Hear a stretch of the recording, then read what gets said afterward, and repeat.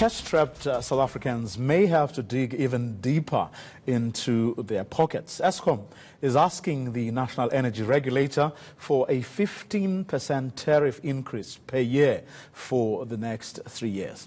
And this is not part of the additional 4.41% that's already been granted for the utility to claw back more than 30 billion rand over the next 4 years. That will come into effect in April next year. This could mean, in a nutshell, that consumers will pay almost 20% more for electricity in the next few years. Well, joining us now to discuss this is Eskom's General Manager for Regulation, Harsha Tlotlalimaj. Good evening, Harsha. Thanks very much for your time. Perhaps the most obvious question is why 15%? Well, this is just a number that has been arrived at, which is taking some kind of a sacrifice that in terms of NERSA's MYPD methodology. But then, I mean, we're talking here about an economy that's in serious trouble right now, and I mean, people are really feeling the pinch. Should you really go for 15%? Yes, I mean, we must think about the various categories of consumers that we have. For example, residential customers will get some kind of a cross-subsidy. And if you think about, out of Eskom's 6 million customers, 5.9 million use only about 100 units of electricity per month. And they will have a much more lower increase if NERSA decides on maintaining what it did in the past. So they will be protected in some kind of a way. But can there really the past be your reference point? Because, I mean, it's been problematic for the longest time. So we can't, I don't think it's fair to really look at the past as a measure of what needs to happen next. No, the point I'm making, I think we're crossing each other, is that NERSA has always provided a lower increase for residential customers compared to the other categories of customers. And Eskom has requested that similar kind of a situation to continue. So in that way, most of the residential customers of Eskom will be getting a much lower increase than the actual 15% in the end. Now, I mean, as a colleague of mine pointed out earlier, I mean, on Eskom's current tariff, the increase that you are asking for amounts to approximately, 4.41%, right? What this then means is that if you were to be granted what you are asking for in full, it means that 2019-2020, you're rising. The price will rise by not only 15%, but the additional 4.4% that will be allowed for by the RCA. That's correct, yes. So, I mean, it's actually much more than it looks, and I think that's the point someone's making.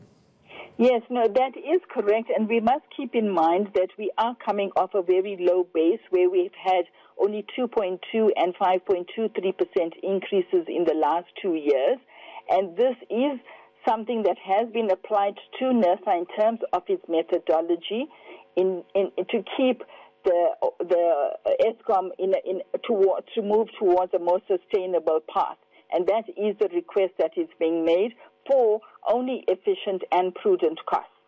Well, speaking of prudence, what is Eskom doing really to actually deal with what we know are problems that continue to plague the utility and have nothing to do with really the tariff increases that you're asking for? For example, if I heard the finance minister correctly the other day, he was saying Eskom has a huge bill, personnel bill, and that is part of the problem. In other words, you are now asking for us to pay for your huge salary bill, really.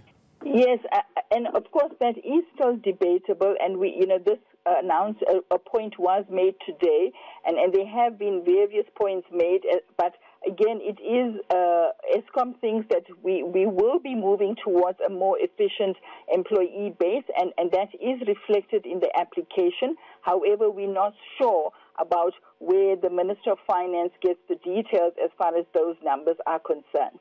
In other words, I mean, should there not be a case made for you to say, why don't you, before you can ask for another tariff increase, why don't you sort your house first, you know, deal with the challenges that are facing Eskom at the moment, then you can come back a little later to talk about what tariff increases you perhaps deserve. The way that the regulatory mechanism works, and we hear your point, but is that NERSA is the only entity that can decide on Eskom's tariff increases. So if nothing is applied for, then it leaves a gap.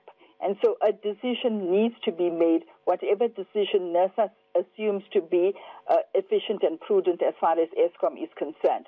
So there is no delaying because there are time constraints that are needed to be considered.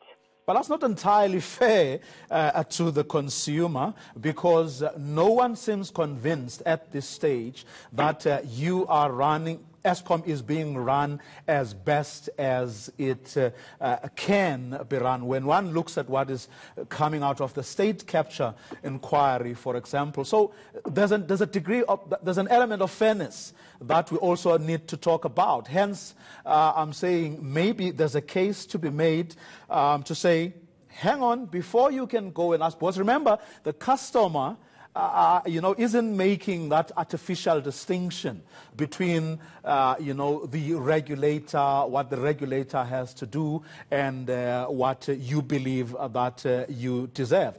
The customer is at the receiving end. And if bad decisions have been taken, it could well be that you're getting from the customer that which you shouldn't be getting, really. Yes, I mean, that is a fair point, and there are many investigations, as you've pointed out, that are underway, and these will be taken into consideration, we assume, as far as when the decision is made. But obviously there will have to be some kind of an increased decision to be able to make sure that the utility can move towards a more sustainable situation, because it is not there at the moment. Okay, that's all we're going to leave it. Thanks very much for your time. Eskom's General Manager for Regulation, Harsha Tlotlimaje.